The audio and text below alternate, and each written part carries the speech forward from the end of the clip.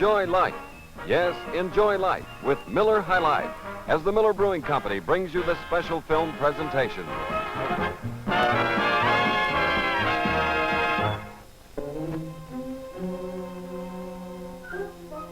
Meet Joe Smathers, average fisherman. Opening day finds Joe and every other fisherman in the neighborhood hopefully beating the stream.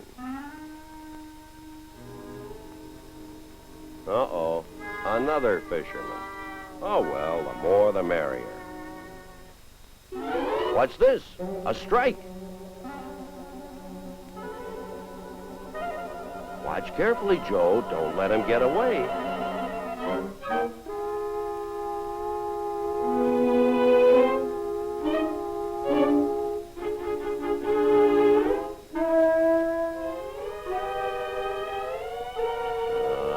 That's worse than an old shoe. Wait a minute. Alaska. That's the place to go fishing.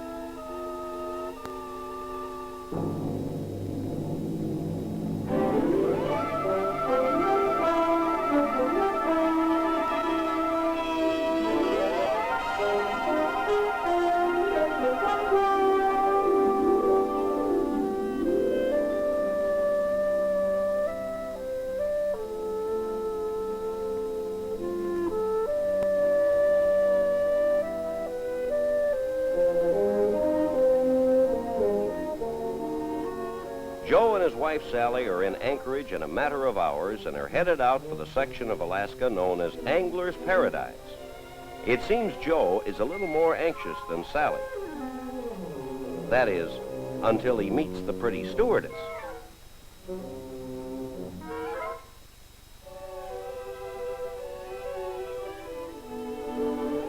Come on, lover boy, we're going fishing, remember?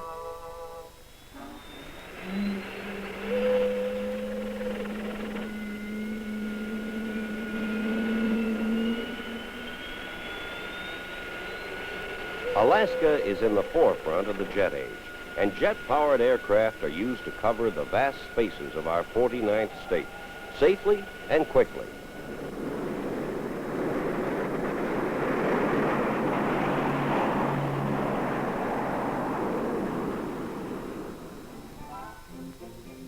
Anchorage, Alaska's largest city, is one of the fastest-growing cities in the entire country.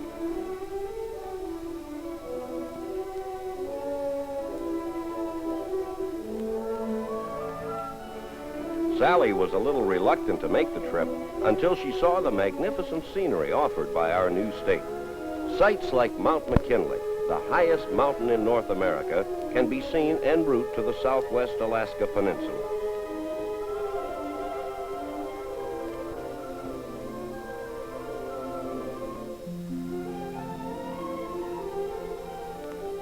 Rugged and untamed is the perfect description of this magnificent country.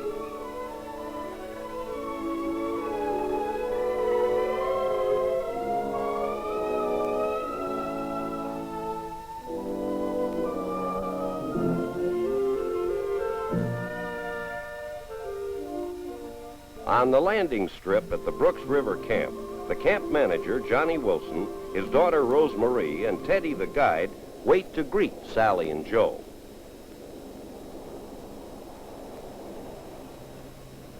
Maybe this isn't Idlewild International Airport, but then does Idlewild have this scenery? Teddy tells Rose Marie that he has picked out some special fishing spots for Joe and Sally.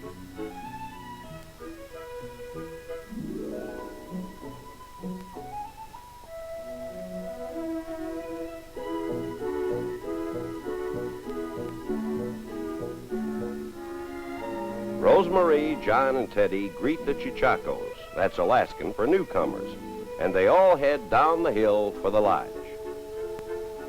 Incidentally, the Jeep and everything else needed to run a comfortable fishing lodge had to be flown into this country.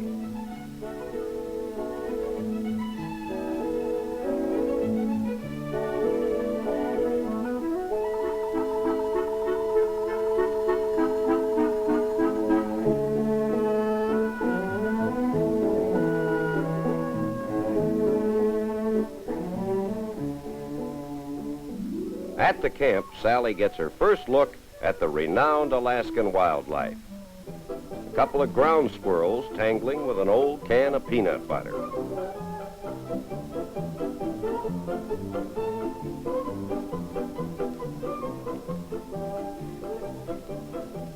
Low bush bears, John calls them. But we came here to go fishing, and it can't be soon enough to suit Joe.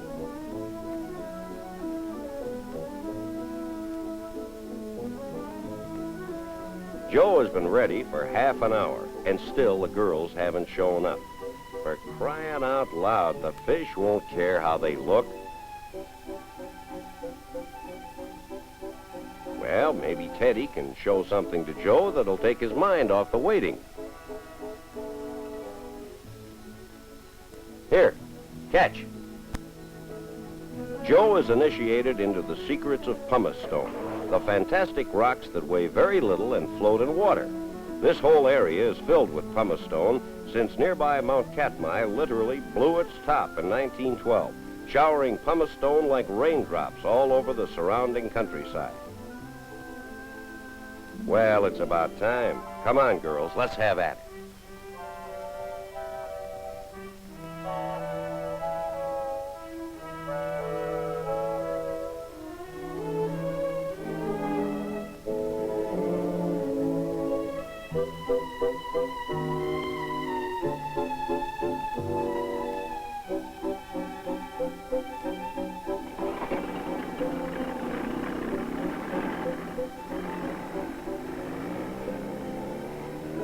Because there are few highways and fewer railroads in Alaska, transportation is either by airplane or boat.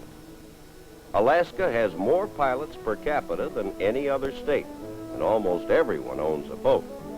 Of course, in the winter, a dog sled may come in handy.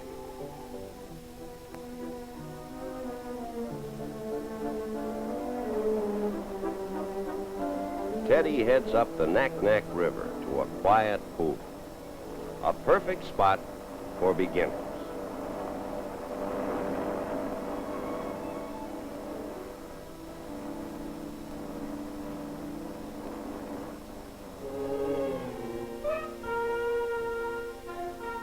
Come on, Joe, you know better than that. Easy does it. Just an easy forearm motion.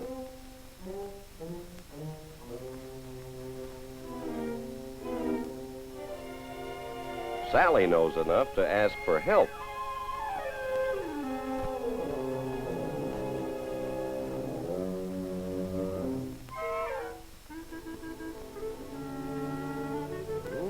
Not bad for a beginner. You can't get a backlash with a spinning reel, so there's really nothing to it. There you go. A strike. A nice little rainbow. Keep your rod up, Sally. And keep that line taut. Uh-oh, too bad. Of course, Joe wouldn't have lost it.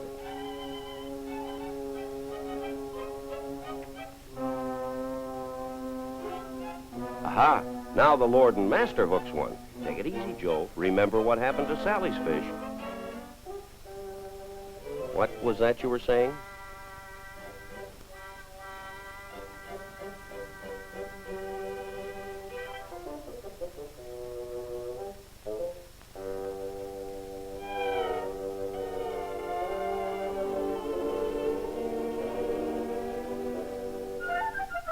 Hey, another one.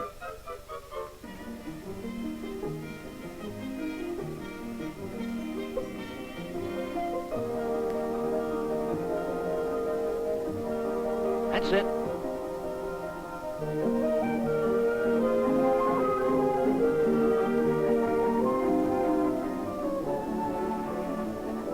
Oh, come on, Sally. Grab a hold of it. It won't bite you.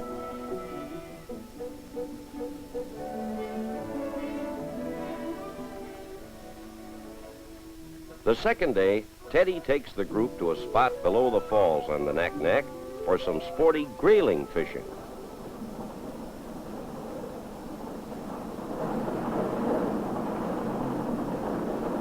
This part of the river is restricted to the use of flies only and barbless hooks. a true test of the angler's skill.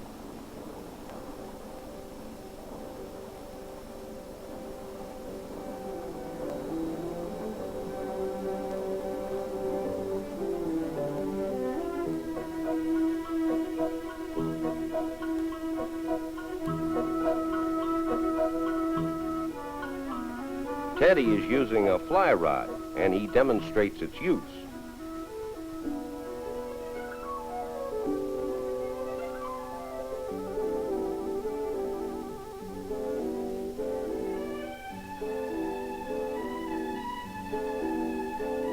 It's a little too tricky for Joe. He'll stick to the spinning outfit, which can be used very successfully for fly fishing. Although the grayling is a relatively small fish, rarely exceeding 2 or 3 pounds, he is inch for inch one of the scrappiest fish that swims. He's lightning fast and never gives up.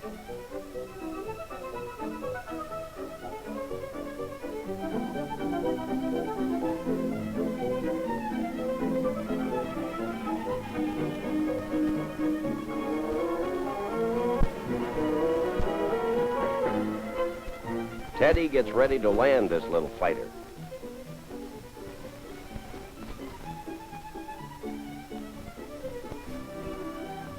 Notice that he wets his hand before handling the fish.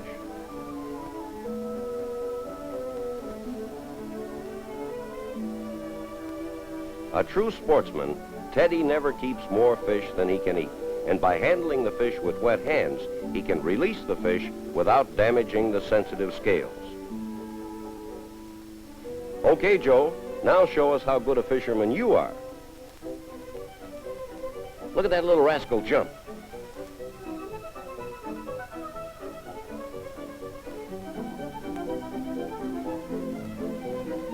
Keep that rod up. No barbs on the hook, and if you give him 1 inch of slack, he'll shake free. That's it.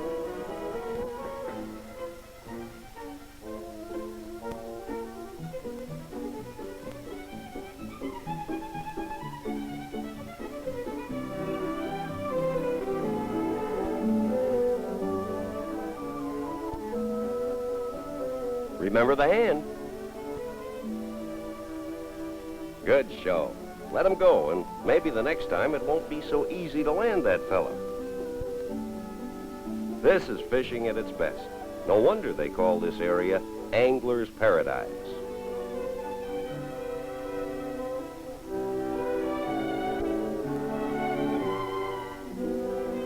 Two hours of fishing produced this catch, plus twice as many fish that were released. The grayling has another fine attribute. It's one of the best eating fish ever pulled out of a cold, clear stream. Joe knows how to make it taste even better. Our two couples are joined by Slim, a real Alaskan sourdough, who can spin some pretty fancy fishtails. Even though it's quite late, the sun is still around. And why not? This is the land of the midnight sun.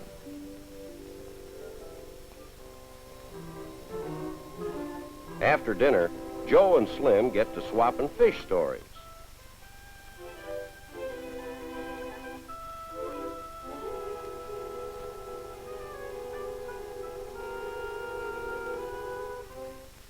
It looks like the first liar just doesn't have a chance.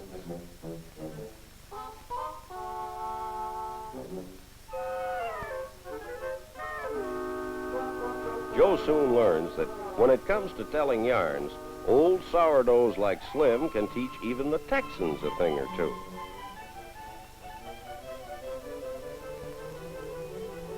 Tall tales or not, Sally just can't stay awake. All that fresh air and exercise finally catch up.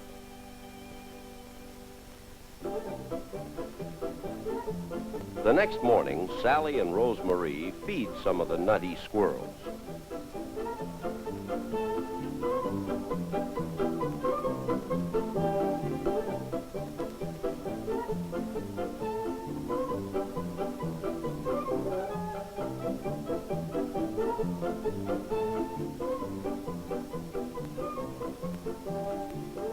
Hey, Watch it, Buster. That's a finger, not a pancake.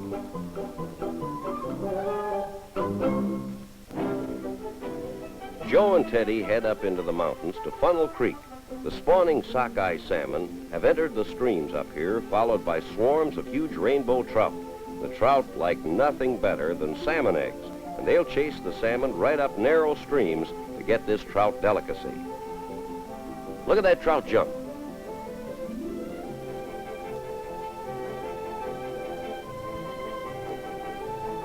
It's a little like having 10 pounds of dynamite on your line.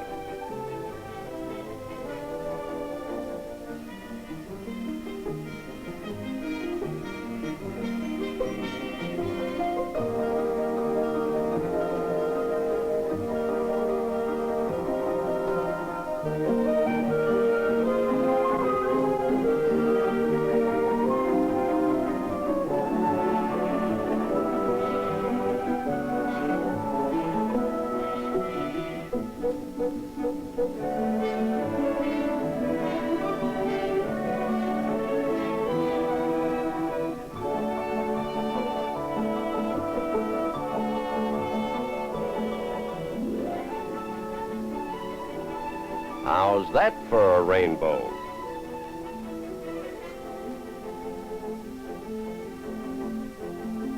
Hey, look! We aren't the only fishermen in the stream. The big Alaskan brownie, or Kodiak bear, also loves salmon and rainbow trout. The superabundant fish help these fellows grow to be the largest carnivorous animal in the world. They're usually pretty timid, but here's a word of advice. Never get too close, especially while bruin's eating. They can move faster than a racehorse, and their strength is unbelievable.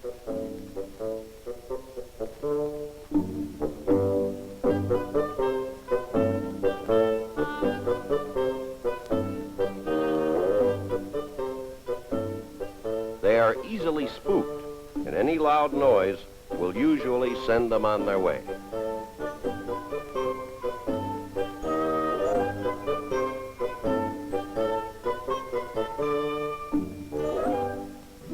Now that the bears have gone, let's get back to the business at hand, fishing for rainbow trout. Where else in North America can you get fishing action like this? 10 and 12-pound rainbows on almost every cast.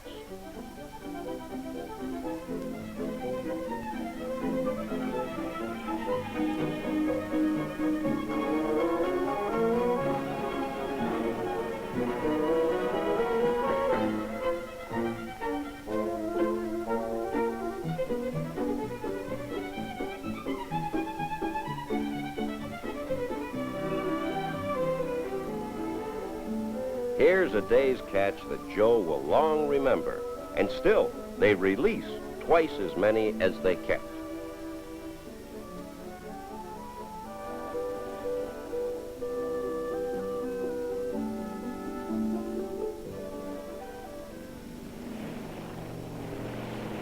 While Teddy and Joe fish the funnel, the girls do a little aerial sightseeing with the help of one of Alaska's renowned bush pilots.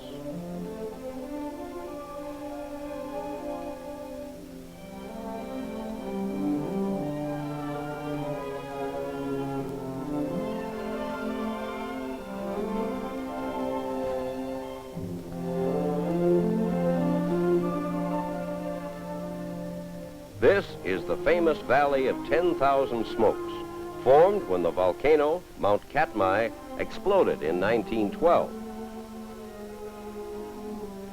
The floor of the valley is covered by volcanic sand, ranging in depth from 500 feet to a half mile and stretching 40 miles to Mount Katmai. Here's the inside of the Mount Katmai crater, which incidentally is also the name of the surrounding area, the Katmai National Monument, America's largest national park, bigger even than famed Yellowstone.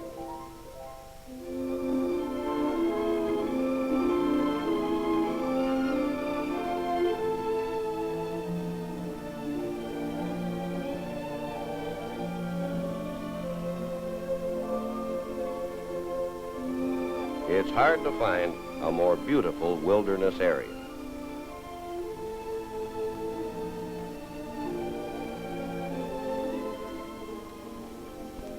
Today, Teddy takes Joe to a spot on Naknek Lake he calls the Char Hole.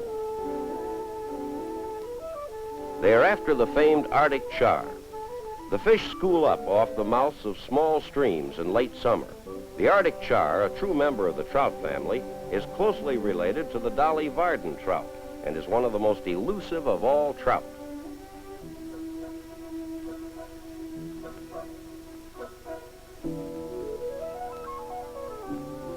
No using barbless flies here. Use all the hardware you've got because these babies are big.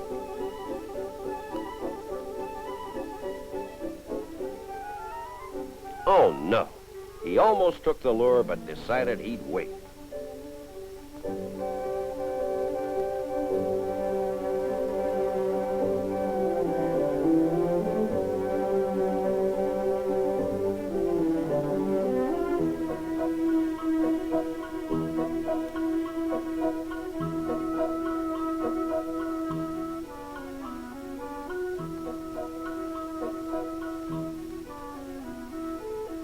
He went for it this time.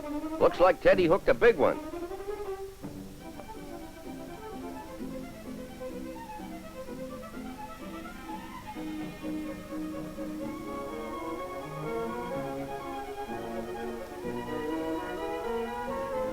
Look out, he'll run you right up on shore.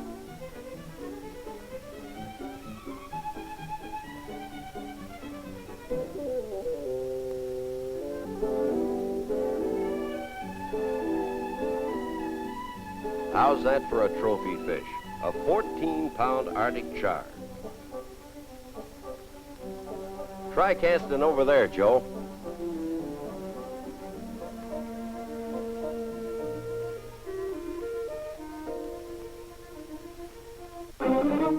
Now Joe hooks one. Another giant. The bright colors of the char indicate they are ready to spawn soon, and when that happens, they'll stop feeding. But they're after the bait today.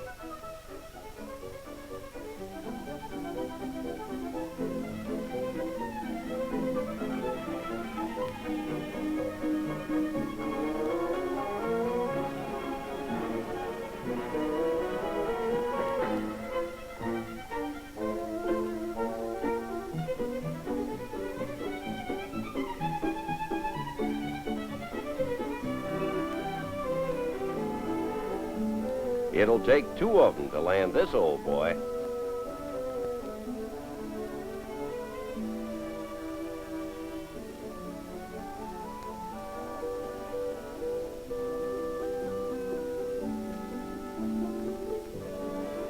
Another trophy.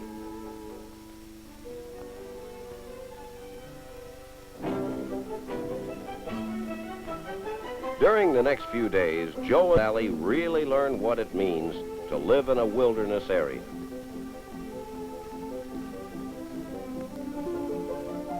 They visit places few white men have ever been and fished in streams where the fish have never seen a steel fish hook.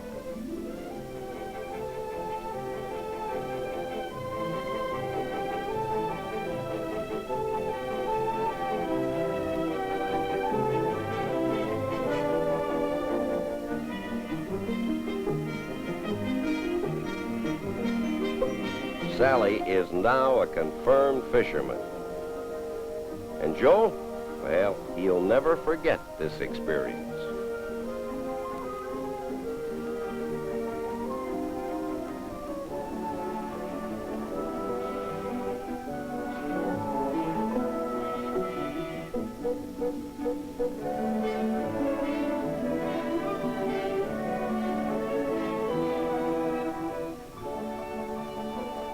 America's last frontier, and yet but a few hours by jet from anywhere in the United States.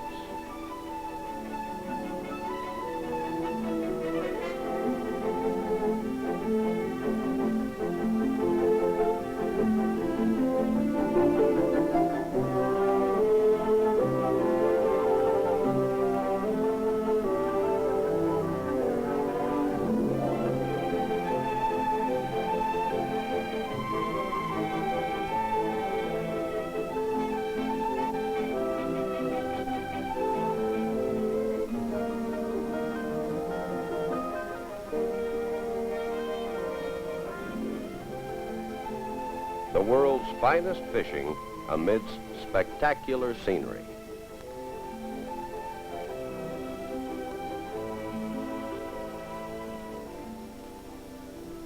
The day before they are to leave, Teddy prepares an Alaskan cookout for the guests.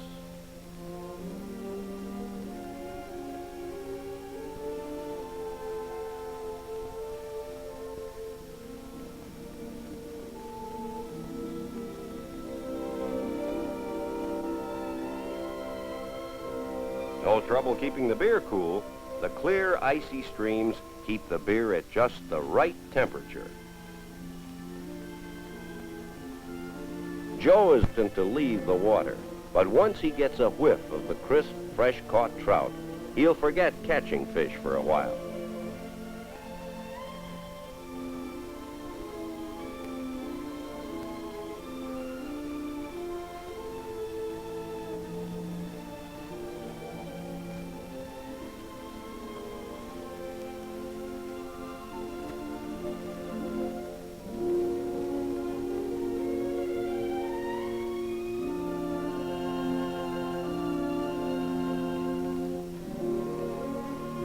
A perfect outdoor meal in a perfect outdoor setting.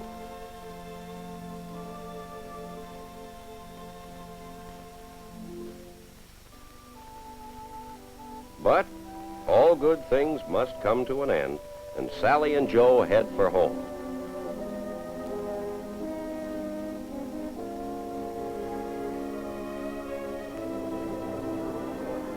Two weeks in Alaska's Angler's Paradise is enough to convince them of one thing. This is where they're going to spend their summer vacations from now on, in the heart of America's last great frontier.